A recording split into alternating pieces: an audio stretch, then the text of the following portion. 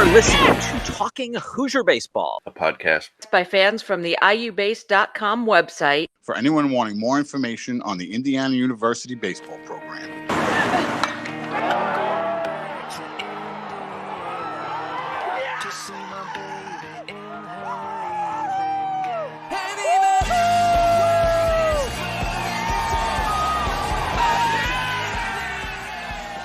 Welcome.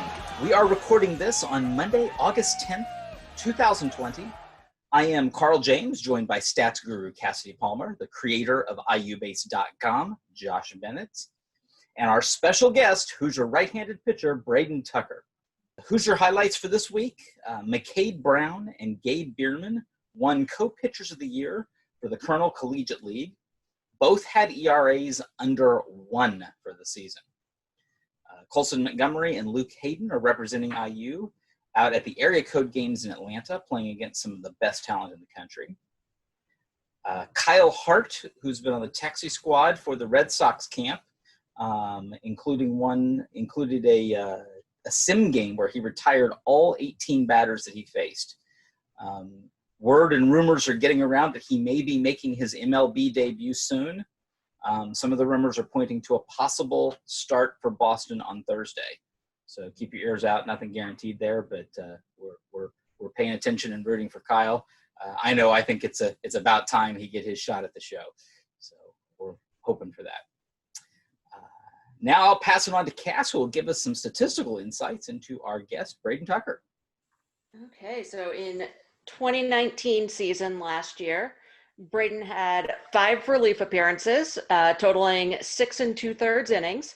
He had a really, really solid 2.70 ERA, and I found it interesting. He gave up no triples or home runs in his freshman year. In the COVID-shortened 2020 season, Braydon had 4 appearances. All of them were starts, and they totaled 19 2/3 innings.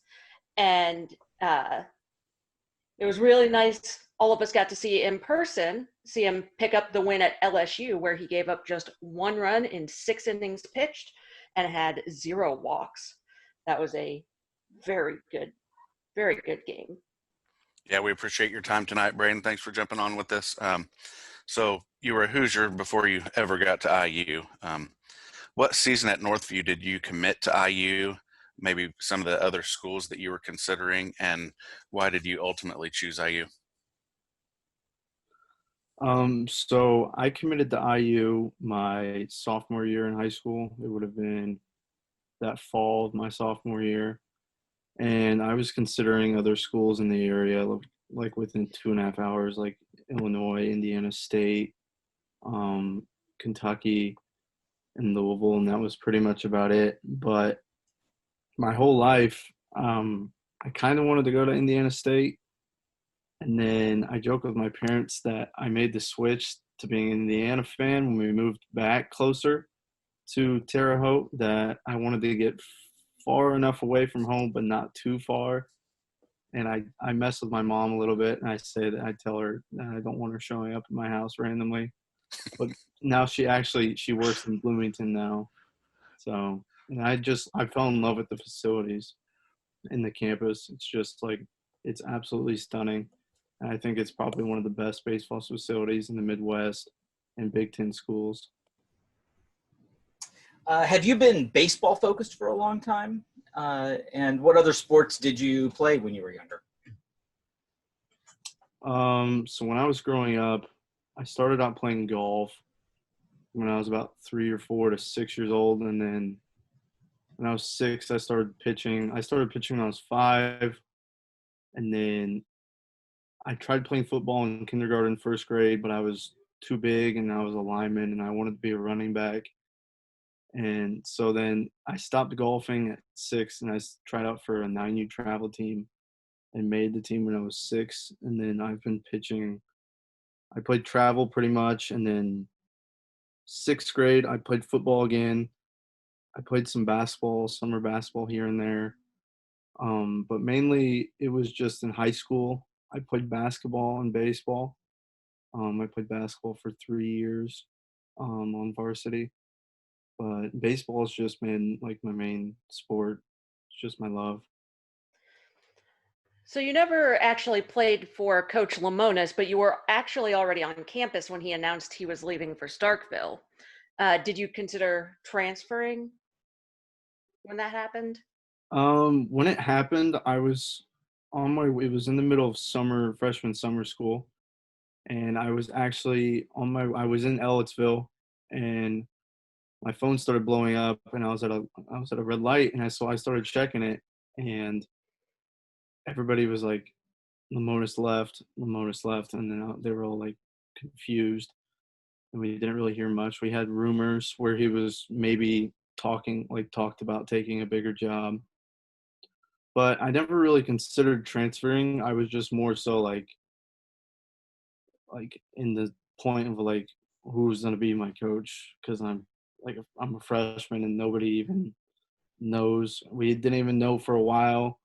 I think it was like a month. Mercer was hired in July, if I'm right, and then he started adding staff, and then it's one of the best staffs in the country right now. But I never really considered transferring. So Braden, not many high school pitchers or any pitchers for that matter can say that they had a 20 strikeout performance.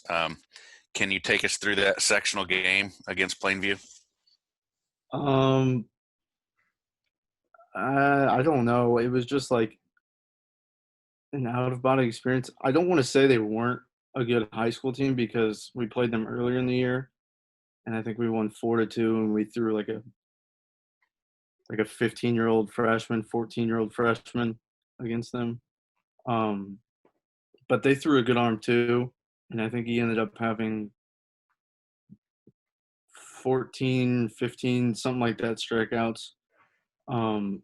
But I don't. Everything was just like I don't even know how to explain it. It was just like an out of body experience. And I say that like whenever I have like a good outing, it's just like I wasn't even like focused on anything else except for like every pitch was just where I wanted it to go and doing what it should have been doing.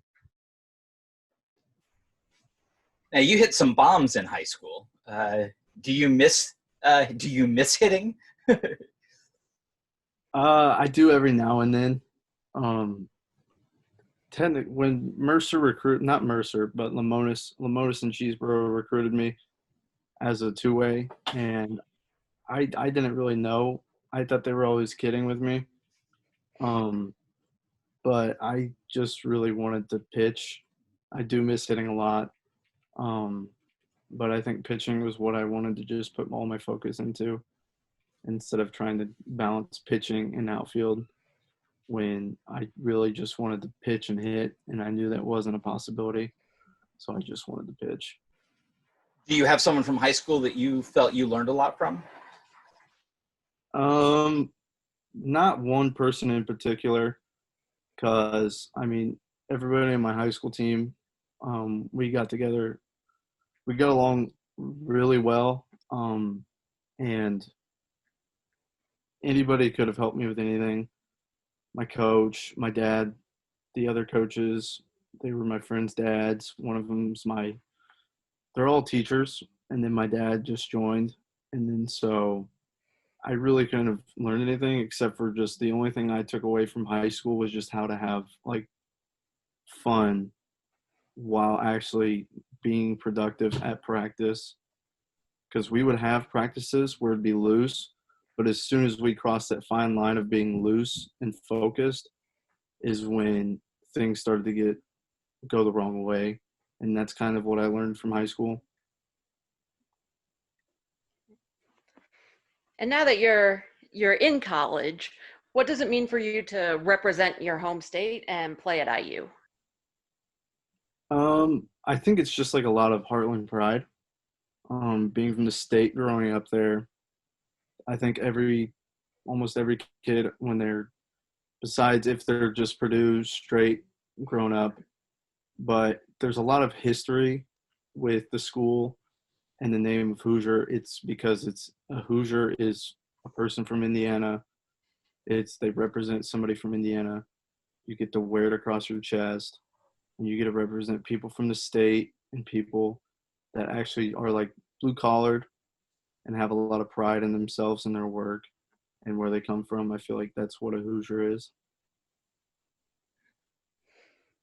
And you kind of touched on this a little bit, but were you a fan of all things IU growing up? Not really. I never really watched IU basketball. I never really watched college basketball, and then I started getting into college basketball in high school, and I just started watching IU because they're on TV quite a bit. And then I think when I first started watching high school basketball, not high school, college, is when Watford hit the shot. I was watching that, and I was like, I saw everybody storm the court, and I was like, okay. I mean, there's probably a lot of pride in the school right there with basketball, especially like being a basketball state. And that was something I didn't really understand as much as I should have. But in high school, I learned how much pride there is in basketball in Indiana. And so that's pretty much how I became a fan, because I never really watched college football either. So Braydon, what did you learn through some of your injuries and maybe some struggles your freshman year that allowed you to make such a tremendous jump your sophomore season? Patience. I mean, there's you can the only thing I believe in is you can only pay attention to so many details, and there can be so many things you can work on, but if you know there's one thing you need to work on, then you should probably pay more attention to the details whenever you're doing that, to develop that. And it wasn't really the injury that set me back. It was more so like anxious and like excitement to get back out. And then it just ended up being like 2 months, over 2 months. But that was something that kind of changed my mentality as a pitcher, is controlling what I can control and not really worrying about what I can't control outside of what I'm doing if I'm executing everything to my best ability. And then, yeah, that's pretty much it. Just I can't really think about anything else besides the ball in my hand and putting it where I want it and what I want it to do and executing. And if I get a ground ball and it sneaks through a hole and I break a bat, I can't really control that because it's a game of inches. Specifically, what have you done that has led to the increase in velocity over the last year or so? Definitely in the weight room. I haven't made tremendous jumps in a year, but I also don't want to just go in there and start moving weight really fast, or else Will will be kind of mad at me because I'm not doing it to that detailed way. I'm not doing it the correct way. So then if you don't do it that correct way, and you're lifting way beyond the weight you should be, and then you start doing it correct up here, it makes it harder, and then you have to go back here, and you have to start from the beginning, and then you have to like learn how to use your body. And so on a mound, it's like you can try to feel everything when you're pitching, or you could just be an athlete and actually like use your body and be explosive and not being so long and then just waiting to feel everything. And that's something I took this summer, is to use that, finding like repeatability in my delivery, keeping it like simple and complex while using my body to my ability. Going into this 2020 season, when did you get word that you were going to be in the weekend rotation for opening weekend? It would have been about a year, a little over a year, a little less than a year ago. I can't remember. It would have been early in fall ball. I had a pretty good idea. And then going the last summer, I had a pretty good idea of it. And then when I got the word, I can't remember exactly when I got the word, but it was just like he told me eventually that I was gonna have this Sunday, but I think it was like sometime in fall ball. And what did you do in the preseason, in summer ball and fall ball, to earn that opportunity? I would say I worked on being able to sustain velocity for a longer period of time, um, along with like your stamina, not fatiguing so fast, but the development of off-speed pitches and command. Because I think and then freshman year, I only had like 2 pitches, and they were like subpar average in my opinion. And then going into last year's summer ball, I really started to put my focus on a changeup and actually like being able to spin a breaking ball for feel and being able to throw 2 different fastballs, one that actually sinks like a sinker and one that plays like up and in with a run. I think that was a big jump for my ability and myself. So Braden, as Cass touched on in her stats, starting us off, you shined big time on opening weekend with easily the best start out of all the 6 games, or out of the 6 starting pitchers. Can you walk us through that start and what allowed you to succeed that night? I think I was fully. Hold on, I'm gonna rephrase that in my head. I was more so just locked on. I was just locked in to the point where I didn't care what was going on behind me. Um, I think Jeremy may have booted a ball on accident or like fumbled it maybe. And I turned around and I looked at him and I just said, "Hey, I'm gonna get you a double play ball here." And I ended up getting a double play ball. And then, but I was just executing and I didn't really think about anything besides just missing barrels, which was my job. And if I miss a barrel and they hit it, it's still gonna be like a ground ball or a weak contact. Or if I miss a barrel and they strike out, it's a strikeout. But overall, my mindset was just control what I can control, and that was to miss barrels that game. Did the environment there at Alex Box Stadium influence you in any way? Not really. In my opinion, I think they were kind of dead on that second game after the doubleheader on Saturday.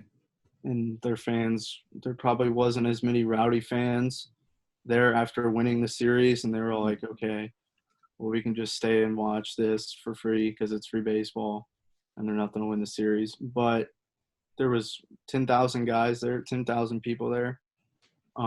It was definitely like a big environment. It's a minor league ballpark. But it's just like the scene, sitting there watching the games in the dugout.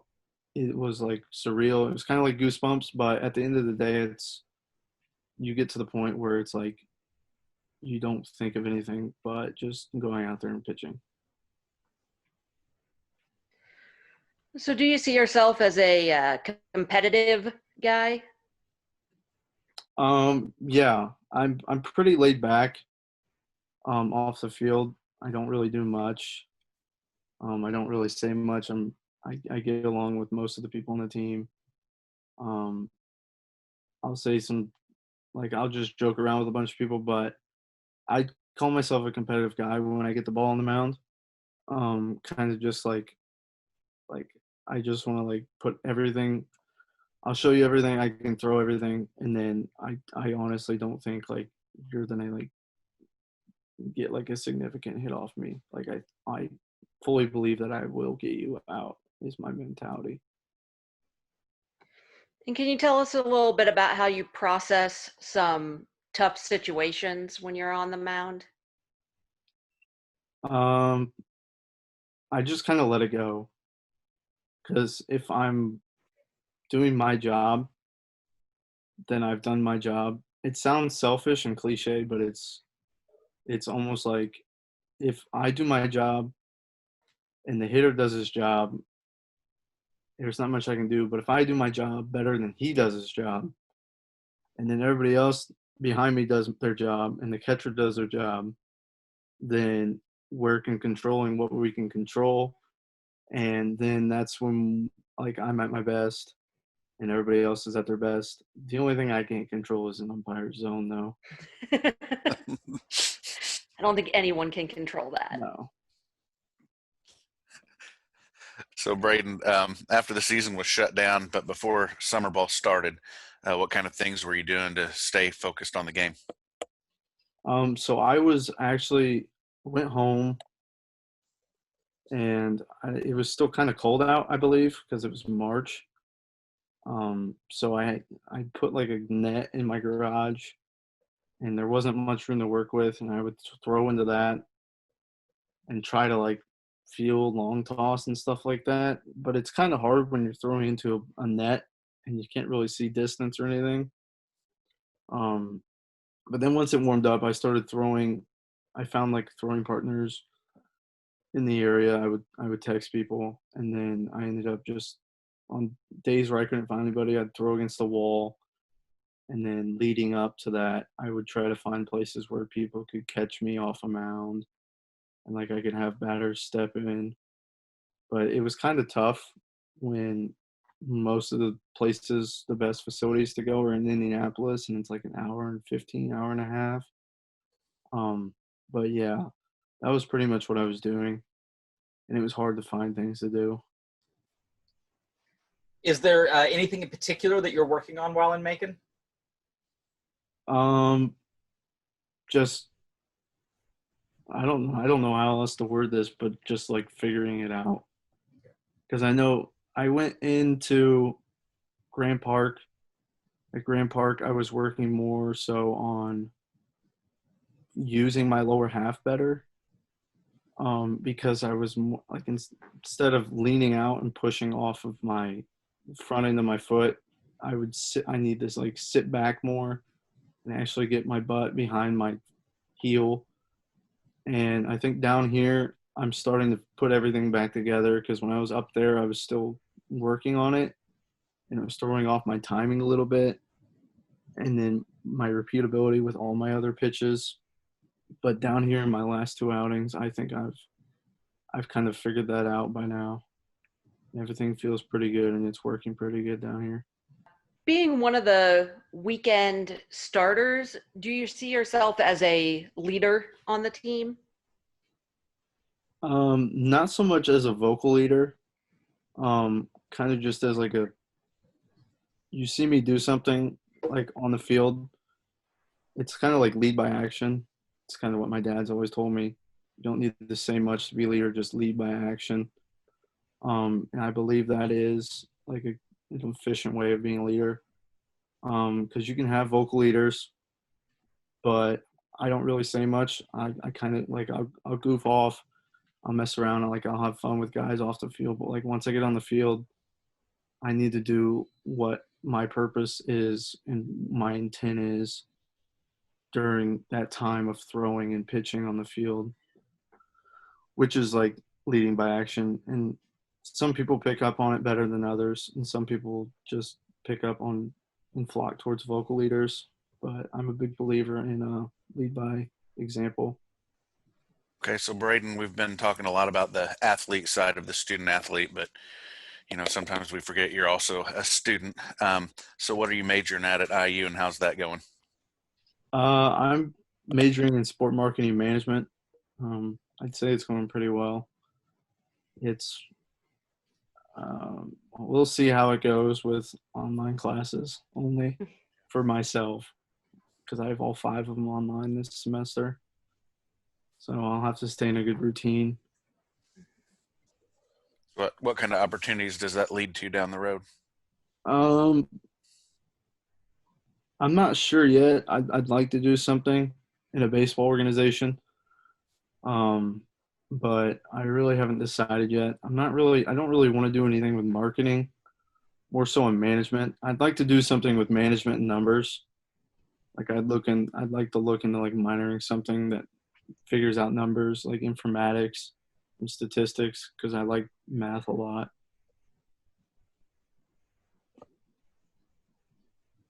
What are your goals for the next season for 2021?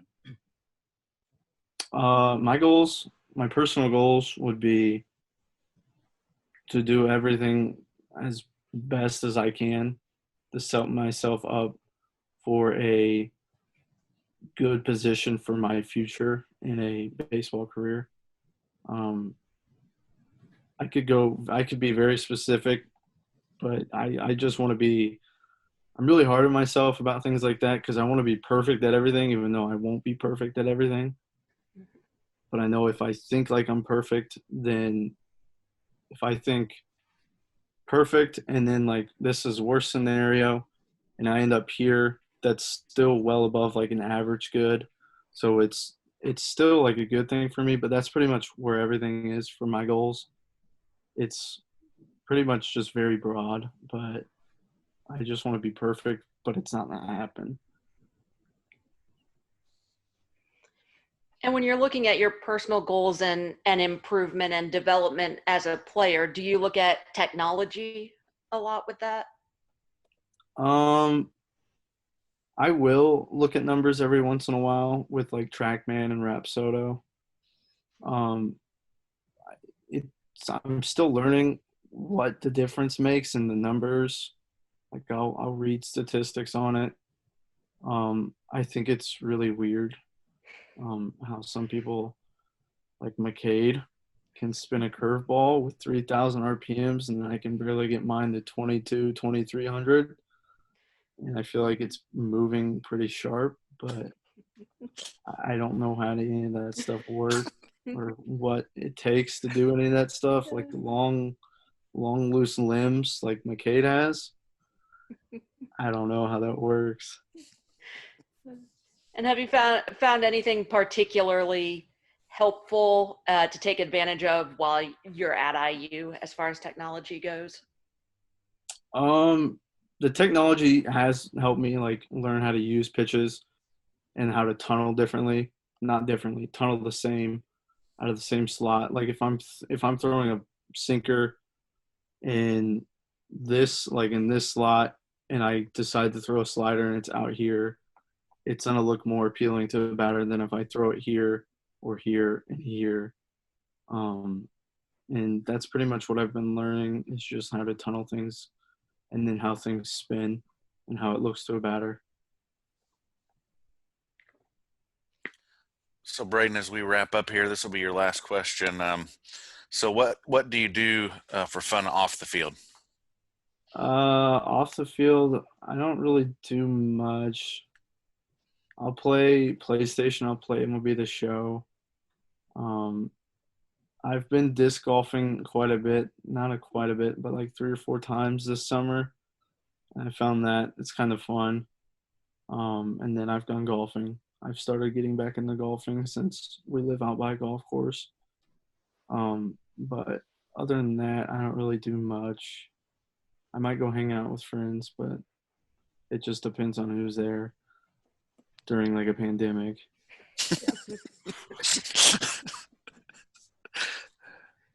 Yep. Well, thank you very much, Braydon. We loved having you get a chance to talk to you again. So thank you. Thank you for having me.